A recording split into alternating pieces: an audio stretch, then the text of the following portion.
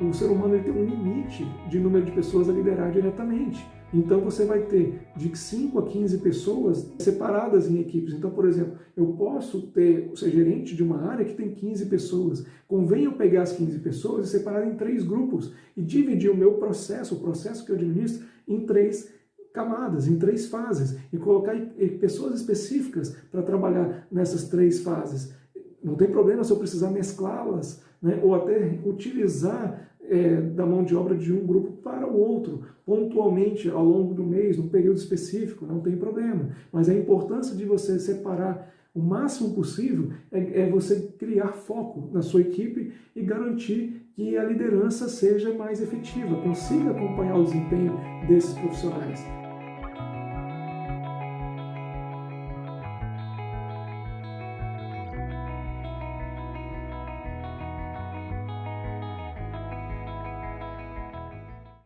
Essa divisão você também vai fazer, então você vai ter um gerente lá, por exemplo, que você vai chamar assim, olha, meu gerente de divisão, de divisão comercial.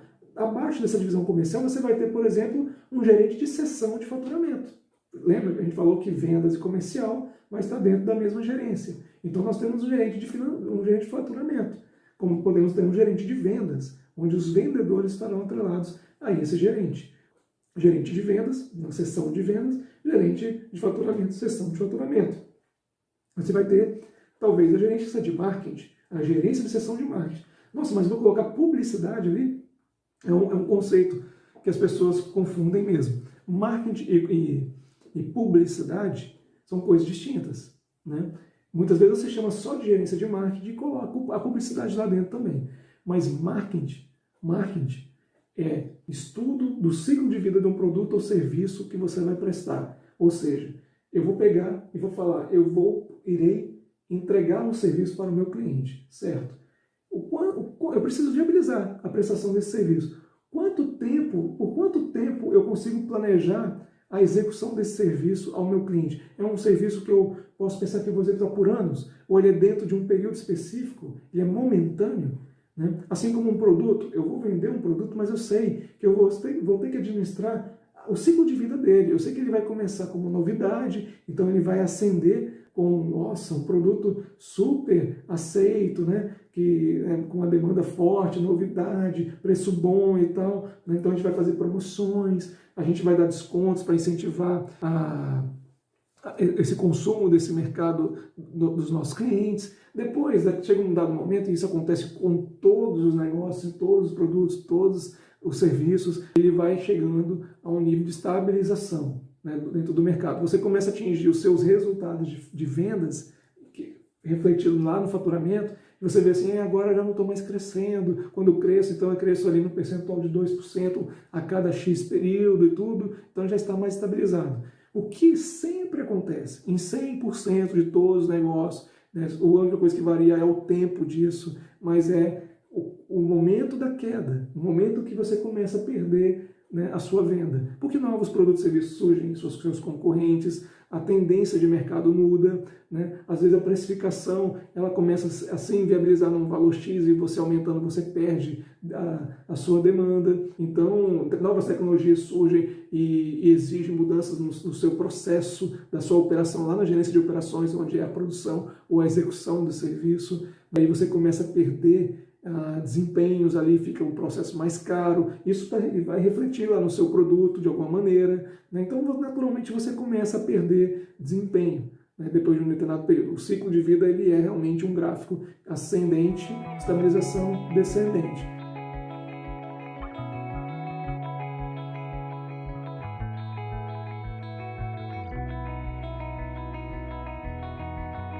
Mas, claro, esse ciclo ele é recuperável dependendo dos casos. Você vai estudando no momento que seu produto começa a estabilizar, o que você irá fazer para recuperá-lo ou substituí-lo. Você vai pensar em novos produtos que irão substituir aquele seu produto anterior e vai tomar o lugar dele. E aí cabe ao gerente de marketing estar estudando tudo isso, ele está estudando o mercado, entendendo esse comportamento, olhando para os resultados de faturamento, para a produção, os custos envolvidos, a precificação envolvida, olhando para essa demanda toda de mercado, o que está mudando, o que tem de novidade, né? O que a sua empresa está precisando mudar. Olha, nossa, é o gerente de marketing. Né? Imagina, quem que deveria estar olhando isso? O gerente de marketing, o profissional responsável pela análise mercadológica, né? Muita estatística, muito estudo do produto em si, né? Entender as essências do seu produto, é esse cara. E aí ele faz a substituição. Se ele fez substituição, com certeza aquele produto anterior ele vai morrendo e o outro vai entrando no lugar. E a gente vai fazendo todo esse trabalho de mix de produtos para manter a sua empresa o mais rentável possível. Esse é o gerente de marketing, que pode estar numa gerência de seção da gerência de divisão comercial.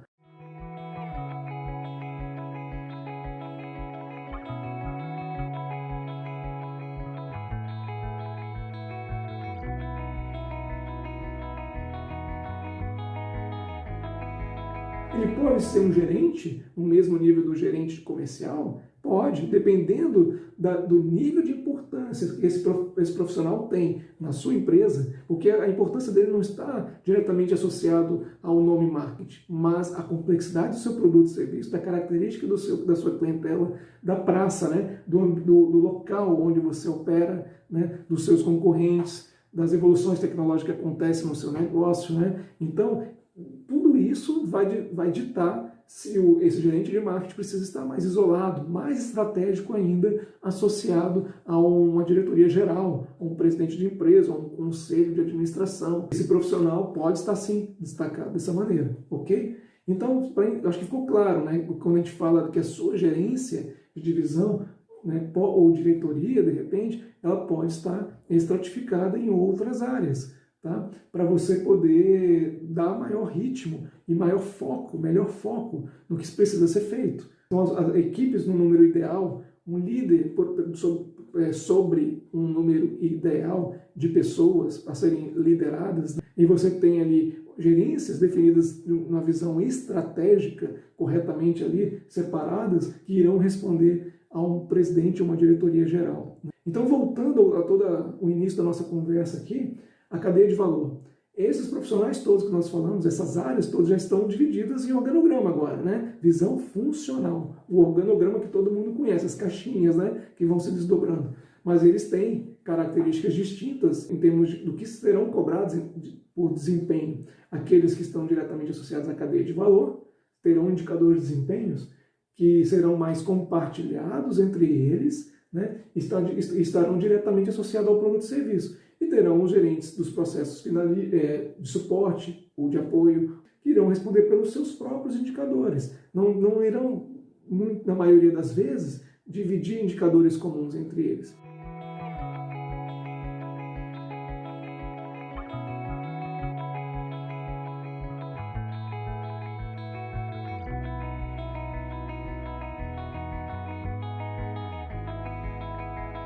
Voltando àqueles que estão associados diretamente à cadeia de valor. Um atraso, por exemplo, na produção. Por que aquele indicador, né, de desempenho na área de produção, numa indústria, né, ele não é só do gerente de operações? Agora que a gente já chamou o gerente de operações. Ele já não é mais gerente de produção. Né? Gerente de operações para caber para execução de serviços ou para caber para a indústria. Por que aquele indicador de atraso do processamento ali dentro não vai caber somente a ele? Porque o atraso pode ter sido ocasionado por um atraso do pedido do cliente ter entrado para dentro da empresa e ser conhecido nos sistemas da empresa. Então eu sou o gerente de operações e eu vou processar aquilo que eu sei que tem ali, exigido para eu processar. Vamos imaginar que a área de vendas fez um acordo com o cliente numa prestação de serviço e colocou lá uma data prevista para o serviço numa data errada. E aí eu achando que eu iria organizar minha equipe para atender esse cliente numa determinada data, eu, na verdade, direcionei minha equipe 2, 3 dias depois e atendi em atraso. E a culpa foi minha? Não. Na verdade, houve um erro na área comercial, na área de vendas, né, que processou o pedido do cliente de forma errada. Esse indicador, ele não está sozinho dentro da área de produção. Ele está compartilhado com todos os gerentes dessa cadeia de valor. É claro, à medida que nós enxergarmos esses indicadores de desempenho, nós iremos buscar entendimento assim, com os gerentes. Olha, eu estou com resultado ruim. O que vocês têm a me dizer sobre isso? Vamos detalhar mais o que aconteceu nos casos dentro desse período de tempo, né, para a gente poder identificar a origem dos problemas e atuar em cima desses problemas. É assim que funciona uma gestão periódica sobre indicadores de desempenho. Não é medir apenas, mas criar planos de ação, né, para as pessoas buscarem as suas melhorias contínuas.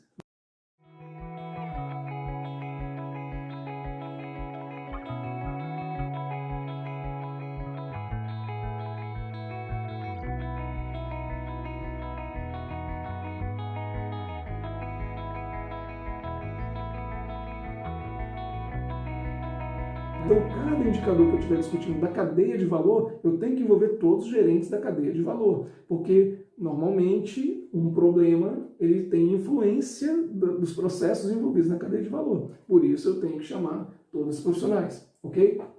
Então, tá, nossa, mas deve ser difícil, né? Como que eu abro todos esses números assim? Eu preciso ter uma sistemática muito boa, né? Um processo automatizado para isso.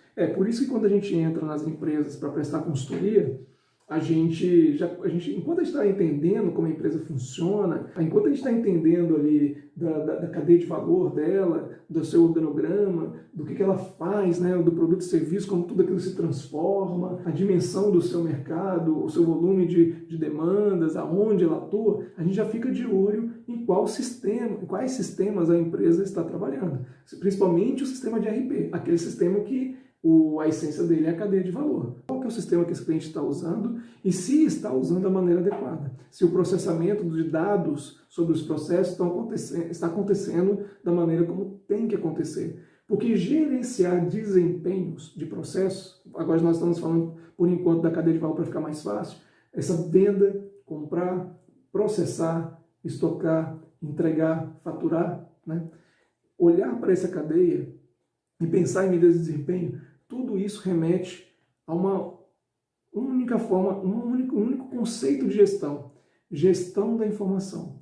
Então, para você poder falar que está gerenciando de fato toda essa cadeia de valor, você precisa aplicar a gestão, o gerenciamento de informações, gerenciamento de dados e informações.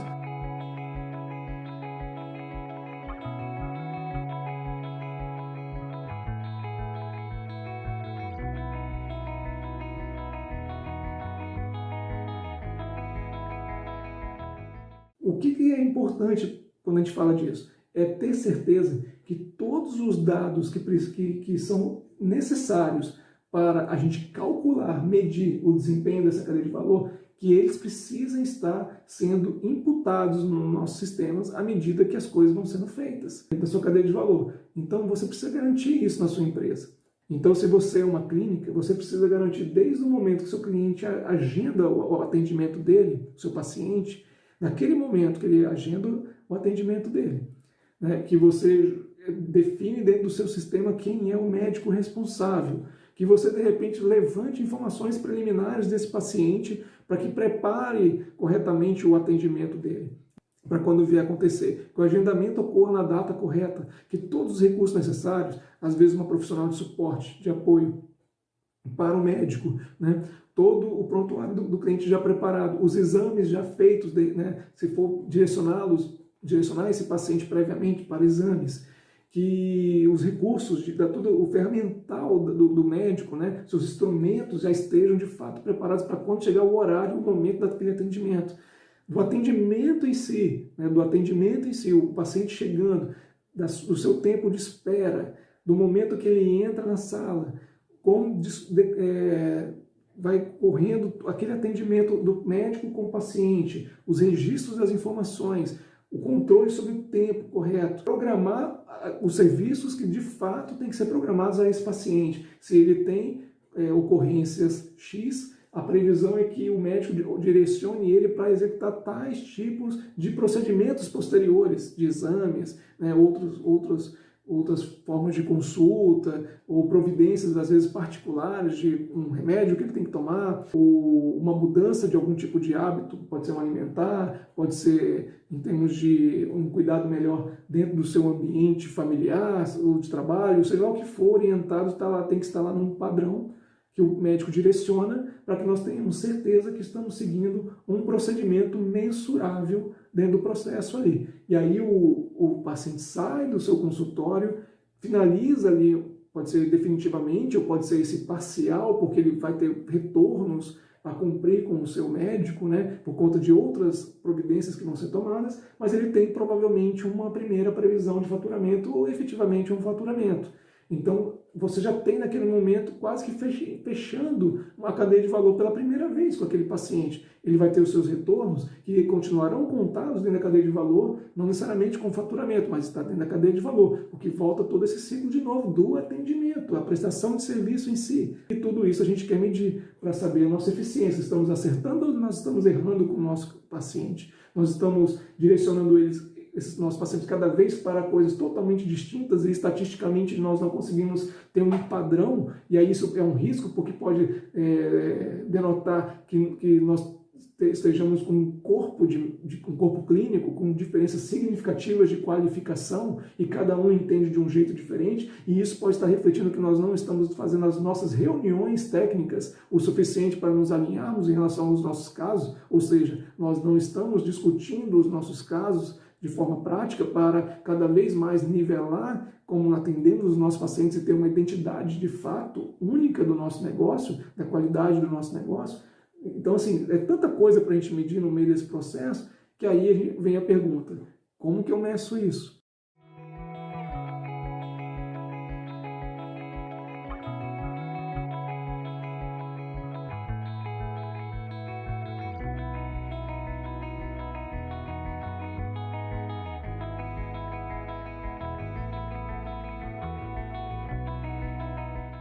Tudo é sistemas, e o seu sistema, principalmente de ERP, tem que registrar todas essas etapas. Então os dados estarão lá para serem medidos. Tá, os dados estão lá. O meu ERP vai me entregar tudo isso pronto? Não, não vai te entregar tudo isso pronto. Os dados só estão lá. Você precisa entender o que você tem que medir. Muito do que você vai medir não é um dado só único. Ele é uma combinação de um dado em relação ao outro. Você quer medir, por exemplo, o quanto que você de repente tem de vendas, vamos falar agora de uma loja, por exemplo, quanto que eu vendo todo mês de produtos novos, da coleção atual, por exemplo, coleção de inverno, e quanto eu vendo da minha coleção antiga. Você vai pegar a sua venda através de uma classificação em cadastro do seu produto e vai dizer, esse produto é da coleção de verão de 2019. Ele já não é de agora, mas ele é antigo. Aí do inverno 2020, aí ele é novo. Então ele está caracterizado no seu sistema, tem que estar assim, né? E estando assim, você consegue gerar um relatório de vendas que talvez já traga toda a relação das suas vendas com toda essa caracterização. Essa foi venda antiga, essa foi venda nova e tal, tá lá. Agora eu preciso ter o percentual disso tudo. Às vezes o sistema de ERP não traz pronto. Você vai jogar isso para uma planilha Excel, por exemplo, joga para o Excel, faça uma síntese e calcule. Nossa, 90% das minhas vendas do mês são de produtos novos, 10% de produtos antigos. Tá, até aí, isso é uma medida, uma estatística, é uma medida de desempenho. Sim, mas ela não te traduz nada ainda. Eu não sei se 90% de vendas de produtos novos e 10% de produtos antigos é bom ou é ruim, mas eu sei que um equilíbrio disso pode ser medido, ser estabelecido como o interessante para o meu negócio. Vamos imaginar justamente loja de vestuário e que você precise de um equilíbrio desse sob o risco de terminar uma coleção e você ter muitos produtos daquela coleção parados em estoque. E aí você fala, nossa, e agora, como é que eu irei liquidar tudo isso para poder fazer caixa para comprar os produtos da próxima coleção? Se você simplesmente sair liquidando a torto e adoidado aí, simplesmente para ter caixa, você pode acabar não conseguindo fazer a sua arrecadação, um processo de suporte, lembrando, financeiro, a arrecadação no volume ideal que você vai comprar de forma suficiente para a próxima coleção. Quem vai te ajudar a analisar isso? O gerente financeiro. Ele que vai olhar assim, nossa, normalmente eu trabalho com tantos milhões de reais de compras, né, para cada coleção. Se eu dividir isso por mês, eu tenho que estimar um valor todo mês ali, em média, que eu gasto para pagar fornecedores daquilo que eu compro. Legal. Só que se eu vender esse estoque com um preço até tal nível, que a gente chama de markup, já vou explicar o que é o markup, né? Se eu vender a tal nível, o valor que entrar, eu não consigo comprar novos produtos, o suficiente para o próximo estoque. Ou seja, eu do financeiro irei avisar para o meu diretor geral, e conversando, obviamente, já tendo alinhado com um gerente comercial, que tem lá o seu gerente de marketing como subdivisão, que a gente precisa melhorar esse preço e temos que ter uma meta de vender tantos por cento desse estoque para chegar no final da coleção com dinheiro para comprar produtos para a próxima coleção. Então esse cara já dá um aviso. Ele não está diretamente associado à qualidade do produto ou serviço que vai ser entregue ao cliente. Ele está no indicador dele próprio, que pode sim impactar outras gerências, claro que pode, mas é muito indireto em termos de clientes. O que o cliente vai ser impactado no dia? Falta de mercadoria. Putz, estou tentando comprar alguma coisa e não consigo. Mas esse cara, o impacto direto dele é naquilo que tenta ser planejado pelos gerentes da cadeia de valor.